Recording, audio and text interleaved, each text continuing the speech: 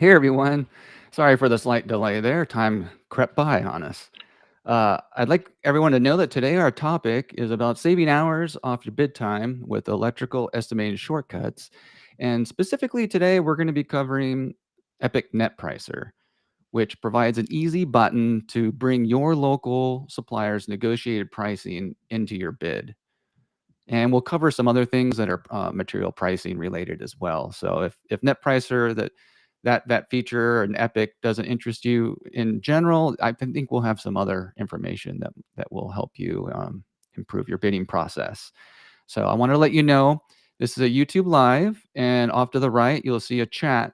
And please post your questions there or comments or whatever you'd like over there on the right. You need to be logged into YouTube with your Google account to be able to do that. But my name is Derek Delaquadri, and I am the president of Vision Infosoft. And today, Brian Hoffelder joins us. And Brian is Vision's training and software development expert and will be leading today's presentation. So, Brian, I think I'm going to hand it over to you. All right. Good morning or good afternoon, everybody. Welcome to our little webinar here. Going to talk, like Derek said, specifically about how to use pricing to save time and get more accuracy in your bids. You know, the old school method, which I see all the time still, is manually putting your prices into either your program or into a spreadsheet or even to a piece of paper. You know, that's still the way a lot of people do it. I was teaching a estimating fundamentals class last week, and I asked everybody what kind of software they're using, how they're doing their bids, and there were a couple of companies, not small or new companies, that are still doing it with pen and paper. But even putting your prices into a spreadsheet, if you're going to actually be entering the prices, is got some real drawbacks. One that's the biggest one, or one of the biggest ones, is time consuming. If you're going to actually be keying in the prices of every item in your bid, it's very time consuming. And then there's a huge human error factor. You can eliminate it, I suppose, by double and triple checking your numbers that you're plugging in, but it's almost impossible to eliminate the human error when you're doing pricing. Again, I was referring to an estimating class I have taught quite a few times over the years, and what we do is break it down to the very basics, where we actually everybody in class do a takeoff, and then from that takeoff we produce a material list, and it's a pretty small little part of a takeoff. There's only about 50 items.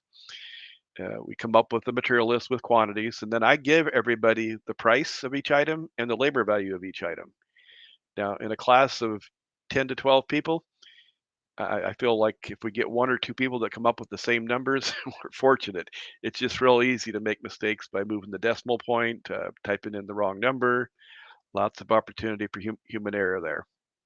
So if you use a pricing service like Epic Net Pricer, you eliminate a lot of that potential. The other thing you can address that it addresses is if your prices aren't current. I think we all know what's happened with pricing over the last 6, 12, 18 months as far as the volatility. You've got to keep up to date in your pricing. And then there's the issue of being competitive. Even if you're negotiating a job, you still want to know what your accurate cost is. There's no worse thing than negotiating a job and thinking your cost is 50,000, and you get to the and you negotiate it based on that, and you find out your actual cost is 55 or $60,000 worth of material. So having current competitive prices is real important. So the easy button here is to use the Epic Net Pricer option with your software. So what this does is it provides you with a live connection to your distributor. It can be one distributor, it can be as many as you want. Typically, I find people like to set it up with 2 or 3 distributors, the one they do the most business with. And I'll just give you a quick little demonstration of how that works in EBM. So I've got a job open here. You go to the final reports here and you click job extension. Now I've got 2 distributors here with Net Pricer set up. I'm going to do the one that's for this one here. These are just code names. I'm going to hit extension spreadsheet. I can save it under a different name, or I can just give it the default name. And then before it actually goes to the report that it normally goes to, it asks you to refresh the prices. So I'll say yes. It goes through and prices all the items it can. Now, not every item typically gets priced. Now it's got this distributor's pricing. If there's an item that they don't price, and this is why you need Epic, it'll fill in the target price instead of giving you nothing. So it's either going to give you the distributor's pricing or it's going to give you target. Now we're going to look at a report in a minute that'll show you which one it's using, but this just gives you a real quick number using your local supplier's pricing. Now, just as a comparison, I'll go back and change that to the target price from Epic. Hey, Brian, real quick. Yeah. Did you touch on target, the definition? That's a good point. Okay, so target EBM using Epic gives you two price levels. It gives you the target price and the Epic price, in addition to being able to incorporate your local supplier's pricing like we just were talking about. So the trade price basically is what the manufacturers publish. It's basically a list price or MSRP. So we get those directly from the manufacturers. The target price is based on a national average. Now, I think if I ask 10 contractors in the country if they think the pricing in their region of the country is different than other regions, they say 9 out of 10 would say yes. Contrary to that, of all the monitoring we've done recently, even I would argue strongly that pricing is not regional. It is very much dependent on the particular supplier you get from. But I talk to contractors every day. I check pricing on some of the commodities, and um, I get that constant feedback that it's the distributor, the supplier they're getting pricing from that's critical in getting an accurate price. So anyway, the target price is based on a national average. We monitor suppliers all over the country. So I've told it also to use. So I'm going to just do it with the target price here for a second. Remember, it was 44,000 and change using the net pricer price. And then going back to the target price from Epic, it's just a little bit higher, not even 5%. And that's not unusual to see that. We typically see the distributor pricing a little bit lower than the target price. That's kind of where you want it to be. To me, that's a good sweet spot. When you see your distributor pricing higher than target, then you know you really need to start monitoring things with that distributor. Maybe it's certain product lines, maybe they're not competitive on one commodity or another, but it's a flag that you need to be even paying more attention, especially if it's your favorite distributor. Let me go back to the PowerPoint for just a minute. So again, one of the benefits here, it allows you to keep up with the fluctuating prices. You not only have a target price that monitors the national change, but you've got your local distributors.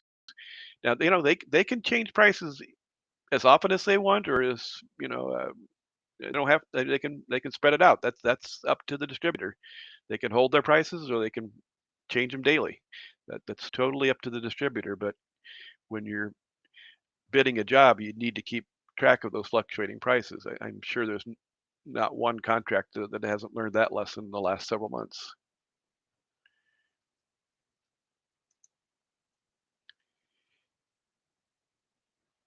So the fact that you instantly get the prices accurately is the nice part about the net pricer. As you just saw, it's about, I don't know, 10 seconds for the pricing to come back on a job. It doesn't matter whether it's got 10 items or 500 different items in the job. It comes back over the internet with that distributor's pricing that you've got set up with net pricer.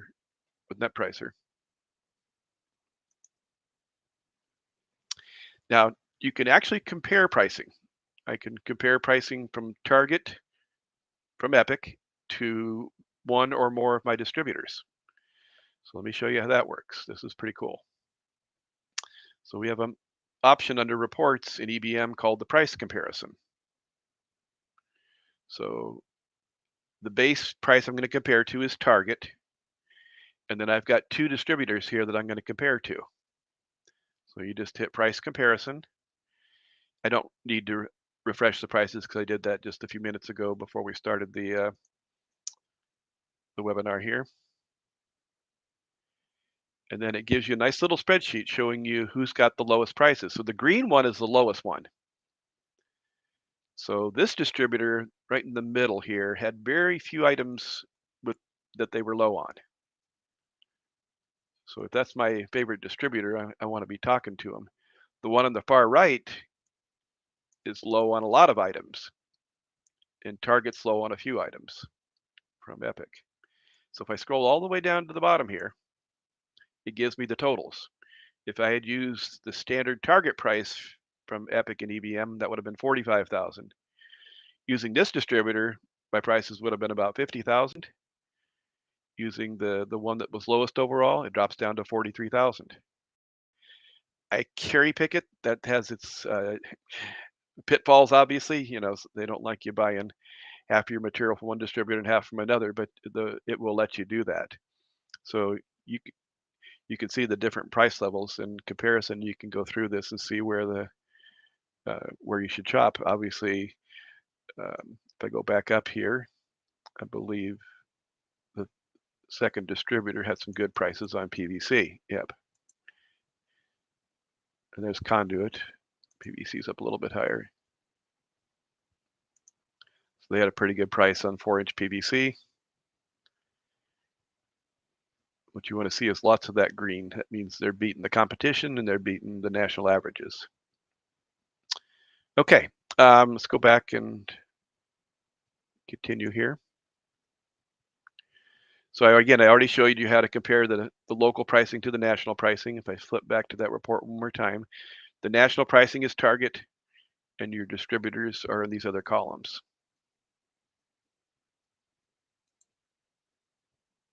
Whoops, what did I do there? So here's another thing to think about when you're doing your pricing is to combine jobs before you do your buyout. Now, pricing is relevant two times in this bidding process. It's relevant. You want to have accurate prices before you finish your bid, but you also want to look at the prices before you start buying the materials. And typically, you're in a better negotiating position if you're buying out a complete job, and you can take it a step further and you can combine jobs. There's a function in EBM. Let's get back to that screen that lets you merge jobs. It's right down here at the bottom. Now, when you merge jobs, you don't want to merge job A into job B or job B into job A. You want to create an empty job, call it job X or whatever, and merge each of those individual jobs into the master job, if you will. That way you don't lose the information on the individual jobs because you still need that for all the other purposes you would to manage a bid or buyout. But that merge function will let you merge the materials from two or more jobs into a master job, and then you can get pricing on that.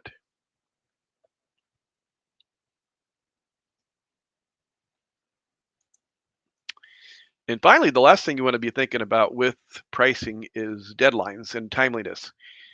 I think most people are familiar with the concept of when you give a proposal to the customer, you give them a proposal that's good for X number of days. 30 days is probably pretty typical, but these days, if you want to tell the customer the price is only good for 10 days, that's up to you. Use your judgment there, but you want to give them some kind of a deadline as to how long your prices are good. The same thing on the other side of the coin.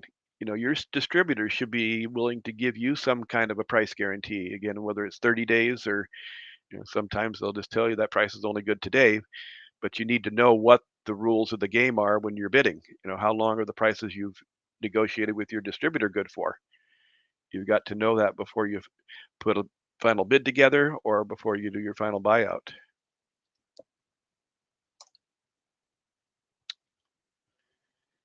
So that kind of covers the gamut of it. Derek, do we have any questions yet? No, not yet, but we'll give a couple of minutes if anybody has a question here.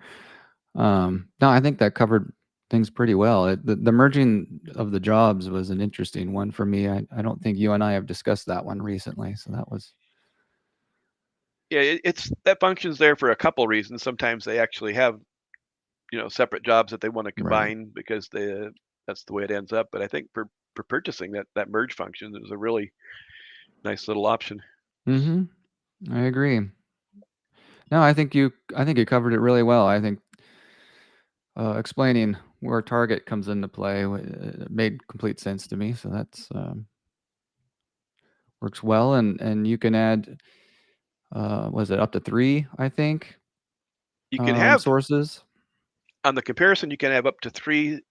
suppliers in addition to the target price. Now you can have as many uh, distributors set up with net price as you want, but I think practically Right. 2 or 3 is going to give you a good basis. And Right. on that comparison report, you can run up to 3 in addition to target. I just did 2 for the webinar today to keep it relatively simple. That spreadsheet gets pretty spread out otherwise.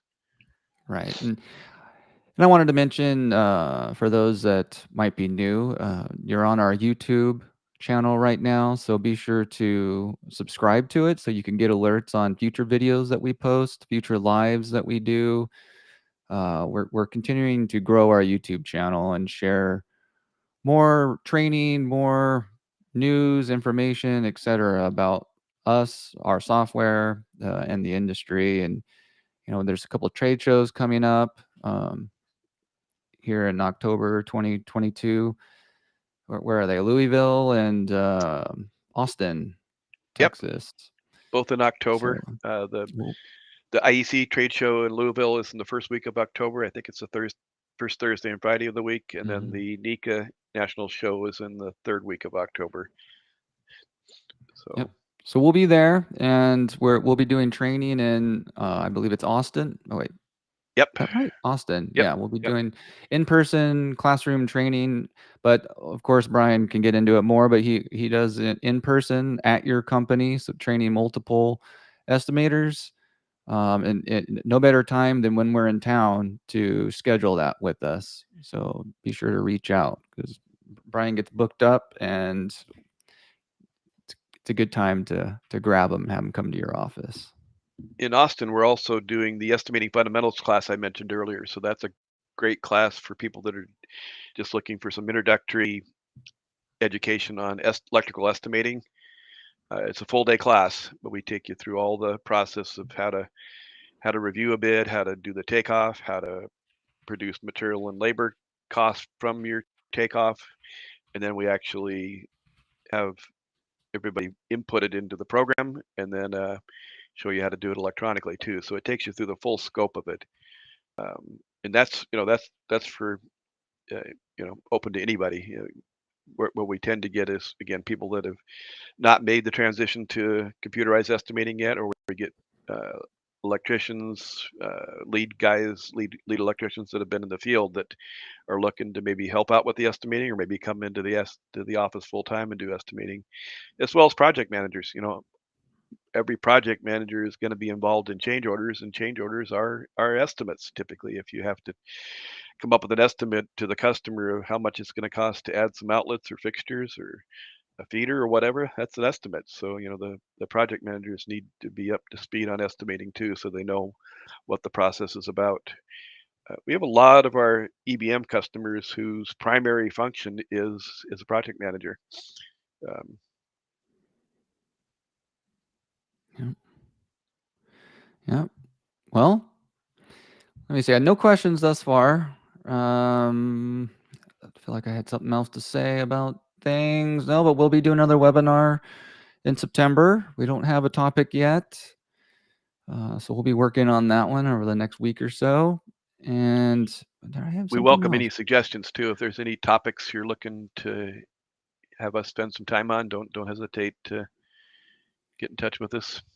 Yeah, like if there's yeah, I don't know, the job extension report, if you'd like us to get into that in more detail, or even, I don't know, something we haven't done, I guess, is going out to actually create a proposal and that can be submitted.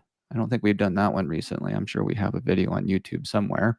Uh, But there are a lot of videos on our YouTube channel, so you be sure to look around through our channel, search our channel. We tried to organize it the best we could to make it somewhat easy for you to nose your way through our channel.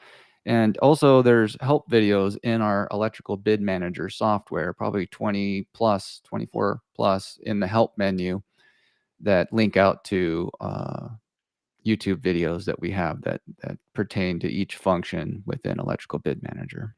what Derek's talking about here is right under help where it says help videos, and there's a whole list over there to the right. And actually, there's 3 at the bottom that have more under those topics. So there's several topics under advanced, several topics under plan Swift, but they're all relatively short, painless. Sit down and get a review on, or get an introduction to Yeah. one of those topics. It's a great way to get a little bite-size portion of a part of the program that you need a little bit of help with, or introduction to, or a review on. You don't have to sit through a complete long training session to get a little bit of help on these topics. Yeah, so we got one request for do another on breakout, so we'll add that to our list to consider. I think I that don't is think the one of need those to do that will topics. ever go away. Yeah, and Yeah, I was gonna say it's always helpful. what I do when I'm in my classes, I cover two different scenarios. There's always the need to break out a bid. Maybe you need to give the customer an alternate, to add something, to deduct something, to use aluminum wire instead of feeder wire. So there's always those things you would break out before you submit your bid. But then the other scenario that happens is after the bid. They want you to now go back. You've submitted your bid, and they want you to give them a deduct for a portion of the job. They may want you to give them a deduct for some value engineering. They may want you to break it out into different phases. Maybe there's a phase 1 and a phase 2, and they didn't tell you that when they bid the job, but now you need to give them a budget or an estimate broken out that way. So it's a little bit different process when they tell you after the fact. It's always better if they tell you before, because you can set up your takeoff and organize it properly. But then if they tell you after the fact, you have to get a little more creative about revising it and coming up with the breakouts. Go ahead. I was going to say, so we got kind of a question about do we offer a tool designed for, I believe he's saying, electric vehicle installations, and I don't necessarily. Did you see? You mean charging? Probably. Okay. Yeah, I have worked with quite a few customers lately about about putting stuff into the program for doing chargers now. Okay. Most of that is kind of typical electrical work. You usually have some underground to put conduit and wire in. It's like a feeder that goes underground from the service. It might require an upgrade to the service. It might require a new panel for the service. And then you've got to get the wiring out to the charging unit. Now, the charging unit is something that is typically provided or quoted almost, just like switchgear. You're going to get a quote from the vendor for the actual charging unit, whether it's Tesla or somebody that's selling the Tesla equipment, or any other type of a charger. But most of that is just pretty typical electrical work, usually underground. Usually there's other distribution equipment required. So most of that stuff is already in EBM, and it's just a matter of adding a few different types or sizes of chargers to the database. But again, it's going to be an item you get a quote on, just like you would get a quote on a panel board, a switchboard, or lighting. Yeah, so we don't have a specific tool. No. All right. Well, I think that covers. I think we gave everybody enough time to ask some questions and listen to us go on about other things beyond Epic Net Pricer. So if you are interested in asking questions or adding Epic Net Pricer to your software, then please give us a call or visit our website. What else? If you have Epic already and maybe want to add Net Pricer, same. Give us a call and we'll upgrade you to Epic Net Pricer and get you connected with your local supplier or local suppliers if that's how you want to start. Otherwise, thank you for joining us today, and look for our next email for our next webinar. Thank you, everyone. Have a good rest of your day.